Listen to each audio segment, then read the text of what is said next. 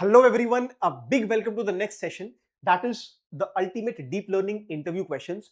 दोस्तों हम इस सेशन में वो सारे क्वेश्चंस कवर करने वाले हैं जो कि टॉप फैंगमैन कंपनीज में या फिर कोई छोटी कंपनी या बड़ी कंपनी, हर कंपनी में वो क्वेश्चंस जो कि डीप लर्निंग से रिलेटेड हो और जो पूछे जा चुके हो या जिनकी प्रोबेबिलिटी बहुत ज्यादा हो पूछने की, तो हम वो सारे क्वेश्चंस कवर करने वाले हैं। दोस्तों this is doctor Parth and I welcome you to this session and I would be focusing on the 6 fundamental pillars जो कि डेफिनेटली यार आपको मास्टर करना चाहिए। I would start with the neural network foundation, then back propagation definitely आपको आना चाहिए, optimization and regularization बहुत इंपॉर्टेंट है, CNN and vision, then RNN LSTM and basics of transformer. तो ये 6 वो पिलर्स हैं जो कि मैं चाहूंगा कि आप डेफिनेटली एक बार इसको थोड़ा सा आप basics and a bit of the numerical portion आप डेफिनेटली इसको पढ़ लें, इसको याद रखें। चलिए दोस्तों, मैं आपको सबसे पहले एक accumulated फाइल दिखाना चाहूंगा where I have actually segregated certain questions. देखिए ये कुछ ट्रस्टेड सोर्सेज से I have taken out certain questions, जैसे कि डीप लर्निंग में अगर हम देखें सीएनएन एंड की सीएनएन आर्किटेक्चर जैसे बीजीजी, रेसनेट, इंसेप्शन एटसेट्रा। तो दोस्तों यहां पर directly one has said that 80% of ML candidates gets rejected because they can't answer the questions. उसमें डीप लर्निंग में कुछ ऐसे क्वेश्चंस हैं which I have actually segregated. अगर हम बात करें एक और ट्रस्टेड सोर्स की, in the hard level certain questions जैसे such as vanishing gradient problem, convolution neural network, explain recurrent neural networks and their variants, तो ऐसे क्वेश्चंस बार बार बहुत बार पूछे गए हैं। देन अगर हम बात करें एक और ट्रस्टेड सोर्स की जहां से मैंने क्वेश्चंस को गैदर किया है, तो यू कैन डायरेक्टली सी दोस्तों, month 2 deep learning plus build real projects, deep learning basics पूछा जा रहा है, where you can see neural networks जहां पर फॉरवर्ड एंड बैकवर्ड पास दोनों आने चाहिए, activation functions and loss functions, CNN RNN transfer learning and introduction to transformers and attentions. तो इन सभी ट्रस्टेड सोर्सेज से एक इंफॉर्मेशन गैदर किया, a lot of questions have been accumulated and वो आपके सामने मैं आज प्रेजेंट करने वाला हूं। तो दोस्तों बिल्कुल यार आप लोग नोट करिए, take out your I mean piece of paper and please note all the questions जो कि पूछे जा चुके हैं या फिर highly expected questions है। I would start with the first question. What does Xavier initialization work? सबसे पहले आपको पता होना चाहिए what is the meaning of initialization। दोस्तों हम initialize definitely करते हैं किसी भी weight को या फिर learning parameter को, जिससे कि वो अपडेट हो सके, iterate हो सके और accuracy improve हो सके। तो आपको initialize करना तो बहुत जरूरी है, that is the first step that we do। तो यहां पर Xavier initialization जिसे Glorot initialization भी बोलते हैं, why that is very important, वो इसलिए इंपॉर्टेंस है because the variance of activation remains nearly constant across all layers। आप एक बार इसका फॉर्मूला देख सकते हैं, because it follows a normal distribution, तो आप एक बार इसका फॉर्मूला देख सकते हो, और if it follows uniform distribution तो आप ये भी देख सकते हैं। तो definitely these two you can actually see, and Xavier initialization बहुत इंपॉर्टेंट होता है because it improves the accuracy of the neural network multifold times. दोस्तों नेक्स्ट क्वेश्चन जो कि आपको डेफिनेटली पता होना चाहिए, that is explain HE initialization. यहां पर जैसे हमने ग्लोरॉट इनिशियलाइजेशन को देखा, अगेन एक और इनिशियलाइजेशन है दैट इज केमिंग इनिशियलाइजेशन, जिसको हम बोलते हैं HE इनिशियलाइजेशन। यहां पर दोस्तों ये रेलू में बहुत ज्यादा यूज होता है, for ReLU activation function this initialization is very helpful. और जो हमने ग्लोरॉट देखा था that is highly utilized, that is best suited for sigmoid and tan h activation function. तो दोस्तों ये दोनों इनिशियलाइजेशन बहुत इंपॉर्टेंट है और आपको डेफिनेटली एक बार इसका फॉर्मूला भी याद रखना पड़ेगा एंड इसके advantages, because it prevents vanishing gradient, faster convergence, standard initialization for modern CNN. So definitely दोस्तों ये दो इनिशियलाइजेशन से हम शुरू करेंगे and that is very important. चलिए अब बात करते हैं एक्सप्लोडिंग ग्रेडियंट प्रॉब्लम की। देखिए जब भी बैक प्रोपगेशन होता है, whenever we use gradient descent optimization approach, जैसे मान लीजिए आप ग्रेडियंट डिसेंट ऑप्टिमाइजेशन अप्रोच को यूज करते हैं। What is gradient descent? मान लीजिए आपको किसी वेट को अपडेट करना है, W1 dash, how do you do this? That is W minus alpha into del L by del W। Okay, तो if I am using W1 तो I would use W1 everywhere. This is how we actually this is how we actually update the weight in the backward propagation. Exploding gradient उस बला का नाम है यार, जहां पर ये जो ग्रेडियंट है ना भाई, this gradient gets exploded, this I mean the explosion of this gradient has a very high tendency, जिसकी वजह से क्या हो सकता है, it can actually cause long RNN sequences, higher learning rates and convergence में बहुत ज्यादा प्रॉब्लम आती है because the neural network gets unstable, okay, और it prevent convergence of the neural networks. तो these are very important, I mean the consequences of the exploding gradient.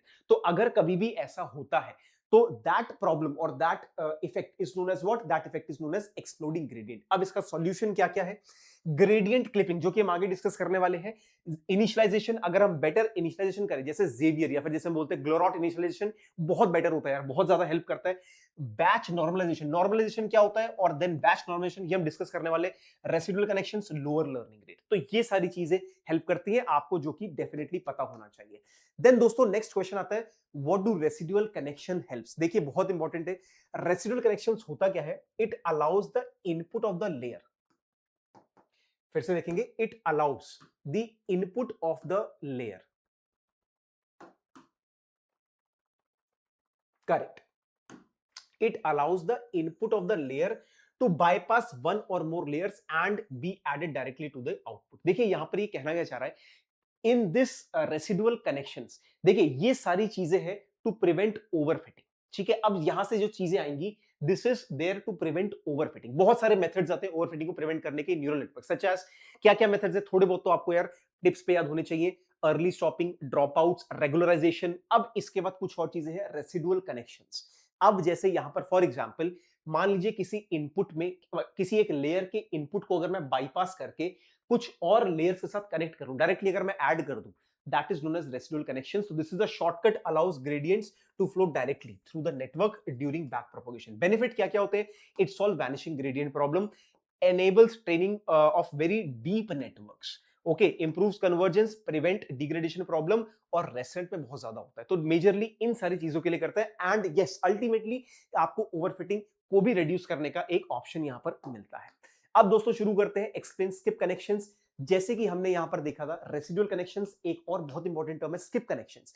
देखिए it connects non adjacent layers by allowing information to bypass intermediate layers. देखिए देखिए दोस्तों, अगर बहुत कोई deep learning network है जहां पर we have a lot of layers, तो अब यहां पर स्किप कनेक्शंस हो गया, रेसिडुअल कनेक्शंस, ये सारी चीजें हेल्प करती है so that it can prevent the low level features and improve gradient flow. क्योंकि यार वही चीज है, वैनिशिंग ग्रेडियंट, एक्सप्लोडिंग ग्रेडियंट, इन सारी प्रॉब्लम्स को अवॉइड करने के लिए ये सारी चीजें बहुत हेल्प करती हैं. तो यहां पर स्किप कनेक्शंस आ जाएगा. तो इंटरमीडिएट लेयर्स को हम बाईपास करके अगर डायरेक्टली हम किसी सब्सिक्वेंट लेयर से कनेक्ट कर दें, उसको हम बोलते हैं स्किप कनेक्शंस. तो it is highly used in ResNet, UNet, DenseNet and transformers. Then इसके बाद दोस्तों नेक्स्ट क्वेश्चन जो कि बहुत इंपॉर्टेंट है, आपको पढ़ना चाहिए, the difference between batch normalization and layer normalization. ठीक है, तो दोस्तों यहां पर सबसे पहले तो what exactly the word batch, मतलब बैच क्या होता है और एक लेयर क्या हो गया. देखिए जब भी एक न्यूरल नेटवर्क ट्रेन होता है, जब भी न्यूरल नेटवर्क एक ट्रेन होता है, तो वी जनरली क्रिएट बैचेस या फिर मिनी बैच बनाते हैं. जैसे मान लीजिए अगर मैं एक मिनी बैच बना देता हूं, मिनी बैच में क्या होगा दोस्तों, जैसे मान लीजिए मैं for example I have 1 million samples, तो मैं क्या करूंगा, in one pass I would take certain sample. जैसे मान लीजिए 32 का बैच बना दिया, 64 का बैच बना दिया, तो I would be taking those samples in one batch और उनको मैं अपडेट करूंगा. ऐसे करते करते आई would B updating the samples in batches. तो एक तो हो गया बैच. फिर अब इसके बाद आता है बैच नॉर्मलाइजेशन. तो वही मैंने आपको बोला कि it normalizes across a mini batch, okay, and batch size पे डिपेंड करता है, best for CNN and uses batch statistics faster CNN training. अब अगर मैं बात करूं लेयर नॉर्मलाइजेशन की, it normalizes within one sample. अब यहां पर एक एक सैंपल को अपडेट करता है, मतलब अब यहां पर बैच का कोई मतलब नहीं है, every individual sample would be updated. तो independent of batch size, best for NLP and transformers, it uses feature statistics and stable sequence model training. तो यहां पर ये डिफरेंस होता है बैच नॉर्मलाइजेशन में और लेयर नॉर्मलाइजेशन में. And why do we use normalization? Normalization ultimately prevents और रिड्यूसेस ओवरफिटिंग, ये चीज आती है. ठीक है, तो ये चीज आप डेफिनेटली यहां पर देख सकते हैं. अब जो अगला क्वेश्चन है बहुत इंपॉर्टेंट है, व्हाई इज एडम ऑप्टिमाइजर. देखिए एडम ऑप्टिमाइजर जो होता है बहुत बार यूज करता है, but it is always not the best optimizer. बहुत सारे ऑप्टिमाइजर्स होते हैं, जैसे एसजीडी होता है, एसजीडी ऑप्टिमाइजर, ये भी बहुत बार यूज होता है, स्टोकेस्टिक ग्रेडियंट डिसेंट ऑप्टिमाइजर. ठीक है, एसजीडी ऑप्टिमाइजर बहुत बार यूज होता है, बट काफी बार ऐसा होता है कि एडम कन्वर्ज नहीं कर पाता. ऐसा क्यों? देखिए काफी बार क्या होता है, it can overfit, it uses high memory usage, may converge to poor minima. And requires tuning of learning rate. Okay, so at times ये इसके कुछ लिमिटेशंस हैं जो कि आपको डेफिनेटली याद होने चाहिए एडम ऑप्टिमाइजर की। Okay, so SGD with momentum often achieves better stress accuracy in large computer vision task. तो ये आप थोड़ा सा याद रखेंगे एडम ऑप्टिमाइजर के क्या क्या लिमिटेशंस होते हैं। अब दोस्तों बात करते हैं नेक्स्ट क्वेश्चन, व्हाट इज लेवल स्मूथिंग। अब फिर से मैंने आपको बोला, अब now these are the steps for preventing overfitting. अब यहां पर स्मूथिंग की हम बात करेंगे, शुरू कर देंगे। अब now these are steps for prevention overfitting. देखिए, instead of assigning a target probability of 1, label smoothing assigns a slightly smaller value and distributes the remaining probability among other classes. I hope शायद आपने अगर softmax activation function का नाम सुना हो। What does a softmax activation function do. अगर मान लीजिए टोटल 3 क्लासेस हैं, जैसे मान लीजिए कि class blue, class red and class purple, ठीक है। तो class blue, class red, class purple, ठीक है। अगर मान लीजिए ये 3 क्लासेस आ जाती है, ठीक है। For example we have a total of these 3 classes. अब यहां पर अगर प्रोबेबिलिटी मुझे असाइन करनी है तो I would use a softmax activation function. तो वो क्या करता है कि it would assign, it would calculate the probability for every class, ठीक है। अब यहां पर अगर हम बात करते हैं स्मूथिंग की, तो सिमिलरली स्मूथिंग क्या करेगा, it would assign slightly smaller probability and distributes the remaining probability among the other classes। तो देखिए चीजें तो अलग अलग है, सॉफ्टमैक्स एक एक्टिवेशन फंक्शन है but it also assigns the probability to a class, but ये कॉन्सेप्ट अलग है स्मूथिंग से। बस मैंने सिर्फ इसलिए बताया कि आपको प्रोबेबिलिटी असाइनमेंट का मतलब समझ में आ जाए। After getting this, what exactly smoothing do, it would basically assign a slightly smaller value and distribute the remaining among the other classes। तो इससे होगा क्या, it reduces overconfidence, then it improves calibration and better generalization। तो जहां पर generalisation की बात करी जाती है, it reduces overfitting। तो वही चीज है दोस्तों कि आपको अगर जनरलाइजेशन की बात कर रहे हैं तो मैं सीधा बोलूंगा कि it reduces overfitting। तो ये होता है लेबल स्मूथिंग, जो कि बहुत बार यूज किया जाता है in neural networks in number of layers, ठीक है। चलिए दोस्तों, अब नेक्स्ट क्वेश्चन हम बात करें अर्ली स्टॉपिंग। मैंने आपको बताया था, अब ये भी एक तरीका होता है for reducing the overfitting. Early stopping में क्या होता है, it stops training when validation perform stops improving. देखिए बहुत सारी, अगर न्यूरल नेटवर्क बहुत डीप है, बहुत कॉम्प्लेक्स है, तो काफी बार हम क्या करते हैं कि हम अलग मतलब we do not go towards a deepest layer. हम क्या करते हैं, पहले ही स्टॉप कर देते हैं। कब हम स्टॉप कर देंगे, when the validation perform stops improving। तो बेसिकली हम देख लेते हैं कि ट्रेनिंग लॉस अगर आपका कम हो रहा है या वैलिडेशन लॉस आपका कम हो रहा है, कम होने के बाद बढ़ गया, ट्रेनिंग लॉस कम होने के बाद बढ़ गया, जैसे ही बढ़ना शुरू करता है हम वहां पर न्यूरल नेटवर्क को अपडेट कर, मतलब लर्निंग पैरामीटर्स को अपडेट करना हम बंद कर देते हैं। तो what we say, we say that early stopping has been introduced. Okay, तो stop training there, we stop training the neural network. तो बेनिफिट क्या होता है, prevents overfitting, saves computation time, improves generalization, ठीक है। चलिए दोस्तों, नेक्स्ट क्वेश्चन जो कि बहुत इंपॉर्टेंट है, दैट इज डेटा ऑगमेंटेशन। देखिए सबसे पहले व्हाट इज दिस ऑगमेंटेशन, ठीक है। काफी बार न्यूरल नेटवर्क्स में हम क्या करते हैं, डेटा ऑगमेंटेशन टेक्निक को अप्लाई करते हैं, जिससे कि क्या होता है, it increases training data by applying transformation. जैसे मान लीजिए कि आप कोई एक शर्ट की फोटो खींच रहे हैं, खींचते खींचते गलती से लाइट कम हो गई, या खींचते खींचते गलती से आपने कैमरा को हिला दिया, तो दोस डिस्टॉर्शंस और those transformations are actually known as what, are actually known as data augmentation, ठीक है। जैसे rotation, flipping, crop, zoom, noise, brightness adjustment, ये सारी चीजें किसमें आती है, डेटा ऑगमेंटेशन में आती है। तो it is highly required whenever we pass the images to for learning to a CNN, for example ResNet, VGNet। तो ये चीजें बहुत ज्यादा काम आती है, मतलब दीज आर दीज ऑल्टरेशंस जो कि करना चाहिए। तो बेनिफिट क्या होता है, larger effective data set, reduces overfitting and improves robustness. तो ये सारी चीजें आती हैं डेटा ऑगमेंटेशन में। अगर आप डेटा ऑगमेंटेशन की बात करेंगे ना, तो दोस्तों आपको दो चीजें और पता होनी चाहिए। एक तो पता होना चाहिए आपको पैडिंग, बहुत इंपॉर्टेंट वर्ड है पैडिंग। यहां पर ये whenever you transform any image, तो पैडिंग एक बहुत इंपॉर्टेंट वर्ड आ जाता है, जो कि आपको पता होना चाहिए, ठीक है। तो this is just adding of the pixels on the periphery of the image, ठीक है। और उसके बाद आपको एक चीज और पता होनी चाहिए यहां पर, जिसको हम बोलते हैं पूलिंग। तो ये चीज भी आपको बहुत इंपॉर्टेंट है, ये पता होनी चाहिए पूलिंग, व्हाट इज पूलिंग। तो यहां पर भी यही सारी चीजें मतलब it also makes the process more and more robust. तो ये दो चीजें आपको डेफिनेटली यार पता होनी चाहिए। अब next is what, how does drop out work. मैंने फिर आपसे कहा अर्ली स्टॉपिंग, ड्रॉप आउट, ये सब किस लिए यूज करते हैं, these are used for preventing overfitting. ये सब कुछ ओवरफिटिंग को रिड्यूस करने के लिए सारी टेक्निक्स होती है न्यूरल नेटवर्क में। तो during training drop out randomly disable neurons to prevent I mean co adaptation. Basically होता क्या है कि हम क्या करते हैं कि हम basically we cut the neurons, मतलब densely connected neurons, we cut certain I mean neurons for training. तो इससे एडवांटेज क्या मिलता है कि यहां पर एडवांटेज ये मिलता है कि it basically reduces the chances of overfitting. Okay, so during inference no neurons are dropped. Okay, तो अगर मान लीजिए ओवरफिटिंग बढ़ता है तो हम क्या कर सकते हैं, हम न्यूरॉन्स को ड्रॉप आउट कर सकते हैं ड्यूरिंग द ट्रेनिंग। तो यहां पर एक बहुत बड़ा एडवांटेज मिलता है फॉर प्रिवेंटिंग ओवरफिटिंग। ठीक है, चलिए next is guys, what is the difference between epoch, batch and iteration. बहुत बार यहां पर कंफ्यूजन होता है कि ईपॉक, बैच एंड आइटरेशन होता क्या है।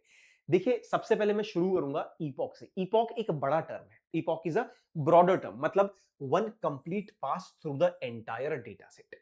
ठीक है, ये एक ब्रॉडर टर्म है। बैच में क्या होता है, it is a subset of data set processed at one time. जैसे मान लीजिए 32 नंबर ऑफ सैंपल्स है, 32 सैंपल्स है, वो एक बैच में है। ठीक है, अब एक बैच में 32 सैंपल्स है। ऐसे मान लीजिए टोटल मेरे पास 10 बैचेस है। ठीक है, मान लीजिए ऐसे मेरे पास टोटल 10 बैचेस है, total I have 10 batches. Okay, तो 32 सैंपल्स के 10 बैचेस हैं। तो जब ये 10 के 10 बैच एक पास में चले जाएंगे, उसको हम क्या बोलेंगे, उसको हम बोलेंगे वन ईपॉक। और आइटरेशन क्या होता है, आइटरेशन मतलब कोई भी लर्निंग पैरामीटर जब अपने आप को अपडेट करता है, उसको हम बोलते हैं आइटरेशन। जैसे कि फॉर एग्जांपल मान लेते हैं हमारे पास एक न्यूरल नेटवर्क है, एक न्यूरल नेटवर्क की लेयर है। जैसे मान लीजिए कि इनपुट लेयर में, this is the input layer, इसमें 2 न्यूरॉन्स हैं। फिर अब यहां पर आ जाती है इंटरमीडिएट लेयर। जैसे मान लीजिए इसमें 3 न्यूरॉन्स आ गए, फिर एक इंटरमीडिएट लेयर आ गई, इसमें 4 न्यूरॉन्स है, और एक आ जाती है आउटपुट लेयर, इसमें मान लीजिए 2 न्यूरॉन्स है। अब for example when I want this to be densely connected, अब जैसे मान लीजिए मैं इसको डेंसली कनेक्ट करता हूं, इसको मैं डेंसली कनेक्ट कर देता हूं। ठीक है, it is a densely connected neuron. तो मैं इसको डेंसली कनेक्ट कर दिया। अब यहां पर मुझे कितने लर्निंग पैरामीटर्स को अपडेट करना है। तो अब जैसे मान लीजिए for example how many learning parameters only, अगर मैं वेट की बात करूं तो this would be 2 into 3 plus 3 into 4 plus 4 into 2। I am excluding biases, तो कितने आ जाएंगे, तो this would be 6 plus 12 plus 8। तो this is how much, this is 26 only weights would be there, 26 weight है। ठीक है, तो अब 26 वेट को हम एक, मतलब एक पैरामीटर को जब मैंने अपडेट किया तो मतलब मैंने एक आइटरेशन करी। ठीक है, अच्छा, अब जब ये सारे वेट्स एक पास में अपडेट हो गए, 26 के 26 वेट हो जाए, मतलब मैंने एक ईपॉक कर लिया।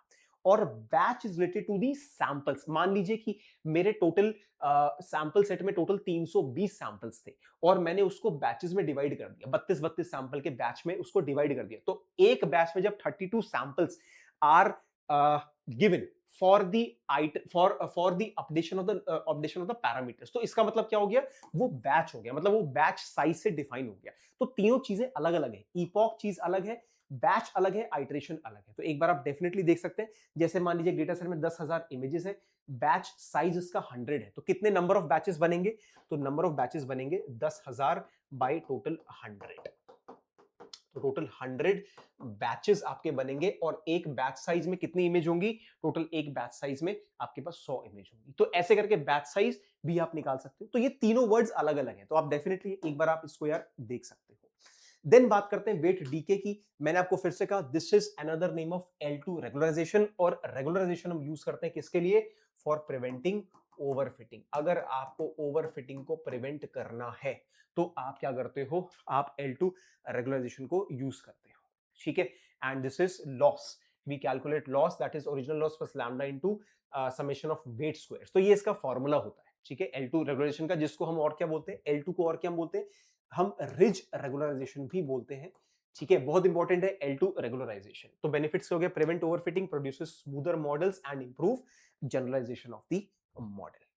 अब इसके बाद दोस्तों हम बात करते हैं bias variance trade off in deep learning. देखिए, bias variance trade off deep learning में भी बहुत इंपॉर्टेंट है, it is also very important in the classical machine learning. तो वही बात है कि model shouldn't be too simple, क्योंकि अंडर फिटिंग की तरफ चला जाता है and model shouldn't be too complex क्योंकि ये ओवर फिटिंग की तरफ भी चला जाता है। तो there should be a balance between the under fitting and over fitting of the model, या फिर ऐसा कह लीजिए there should be a balance between the over simplification and over excessive simplification of the model. ठीक है, तो ये दो चीजें होती हैं that should be there in the bias free state of in case of deep learning. तो methods to reduce variance, या फिर अगर मैं बात करूं ओवर फिटिंग की, या फिर अगर मैं बात करूं ओवर फिटिंग की, आपको बिल्कुल टिप्स पे होना चाहिए क्या क्या मेथड है। Data drop out, data augmentation, weight decay, early stopping and method to reduce bias. अगर अंडर फिटिंग से प्रिवेंट करवाना है तो लार्जर मॉडल्स को यूज करना है, better features and more training should be there. तो ये आपको चीजें कुछ याद होनी चाहिए।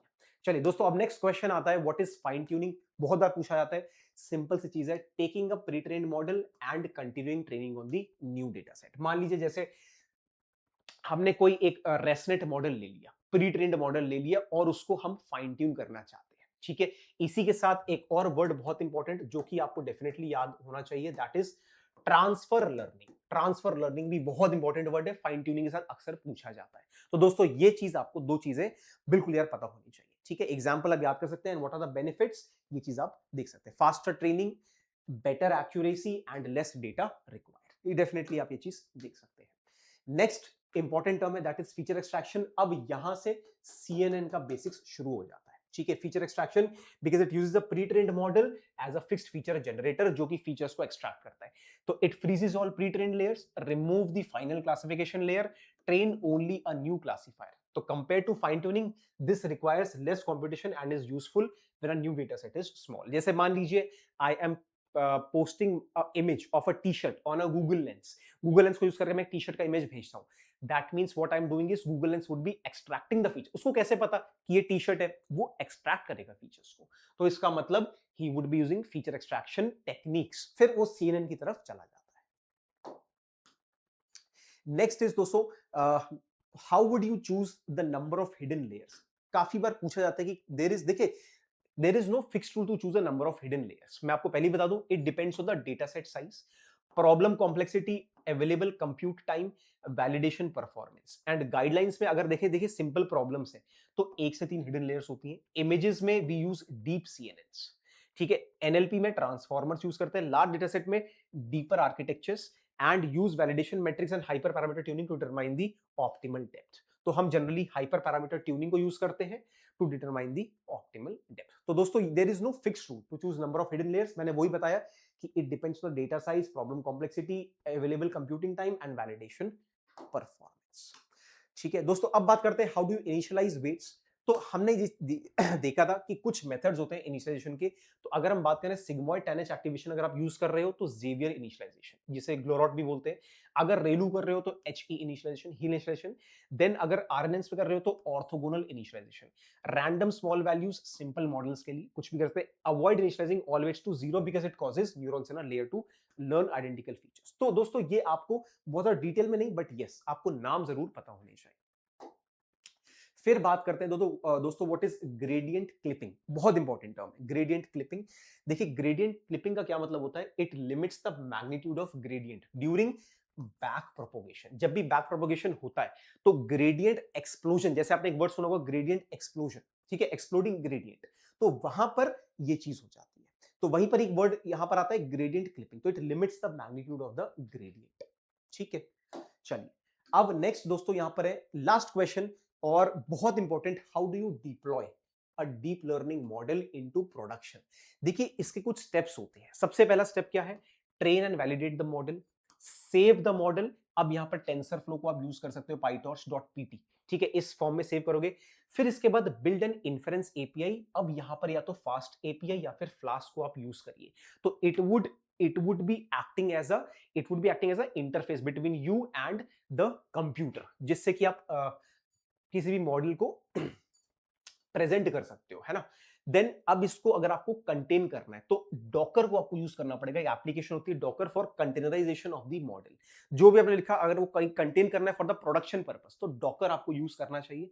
डिप्लॉय करने के लिए you should have either knowledge of AWS, Azure या फिर जीसीपी का। मॉनिटर अगर आपको करना है latency, accuracy and resource usage, जो कि बहुत बार आपसे पूछा जाएगा कैसे करोगे, तो जनरली हम ग्राफाना को यूज करते हैं for monitoring. And retrain and redeploy करने के लिए we should always do it periodically as new data becomes available. तो दोस्तों ये एक मेजर स्टैंड अलोन स्लाइड है that would give you how to deploy a deep learning model. तो दोस्तों this is all from my side, where all important questions related to deep learning are discussed. दोस्तों एक ही checklist होना चाहिए आपके लिए विच you should I mean tick before giving any interview related to deep learning. Thank you so much guys।